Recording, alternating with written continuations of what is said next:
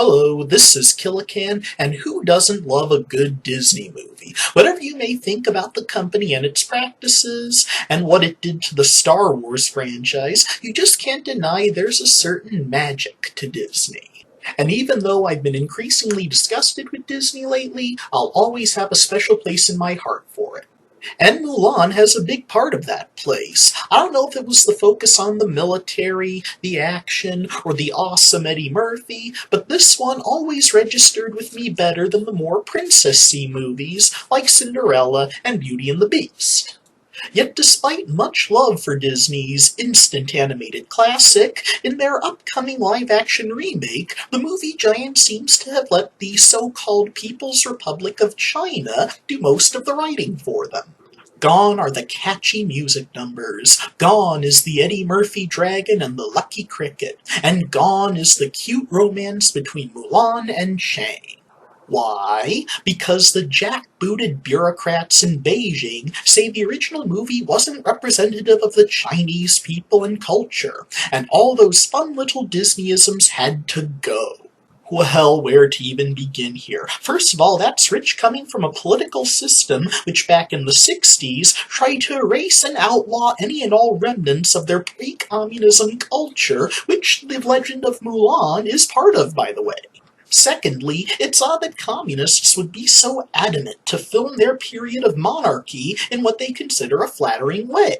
Plus the fact that their main complaint about the Mulan chain romance is that he was her commanding officer, and that reminds them of the whole Me Too controversy, never minding the fact that their relationship wasn't even romantic until the final minutes of the film, at which point she was no longer his subordinate.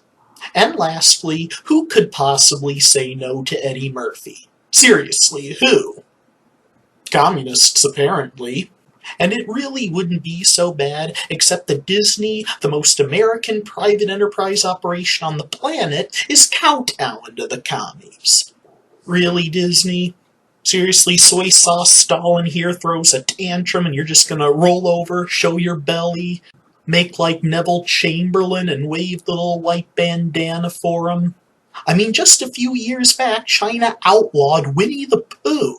Why? Because someone had the audacity to accuse the Chinese president of looking like him. Winnie the Pooh, the joy of me and everyone else's childhood, which tells you everything there is to know about communism. Come on, Disney, I know you're Democrats and all, but that doesn't need to mean being total wimps. I miss Dems like Jack Kennedy, who stood up to the Soviets in Cuba and Berlin and got his brains blown out by a Castro sympathizer. Heck, back in the 80s, when my main man Ronnie was taking JFK's stand at the Berlin Wall to the next level, Disney made that overlooked gem Night Crossing, starring John Hurt, a true story about two East German families making a daring escape to the non-totalitarian West Germany. And just a decade or so ago, Disney made a movie about that time our Olympic hockey team wiped the ice down with the Soviets' Army Academy team. What happened, Disney? How did you go from celebrating defiance against tyranny to pulling a Chamberlain-esque puss out? Mind you, Disney was always left of the center, but they also always prided themselves in being pro-family. It's why Disney is so beloved worldwide. Every culture can appreciate family, even Chinese culture. But read Ji Li Jiang's memoir, The Red Scarf Girl, and you'll see exactly what China's particular brand of communism does to both family and culture.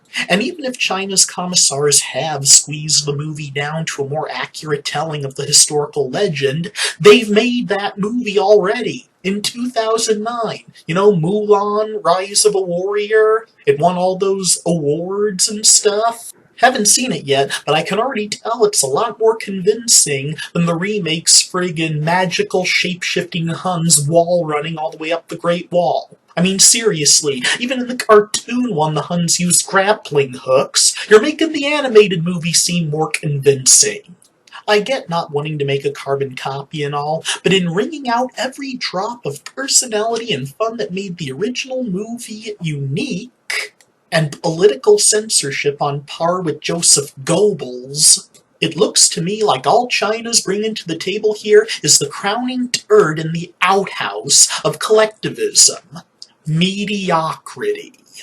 And in closing, let me say, I agree with you 100%, Comrade President. Comparing you to Pooh is a hate crime against tubby little cubbies all stuffed with fluff everywhere, even in places where freedom of speech actually exists.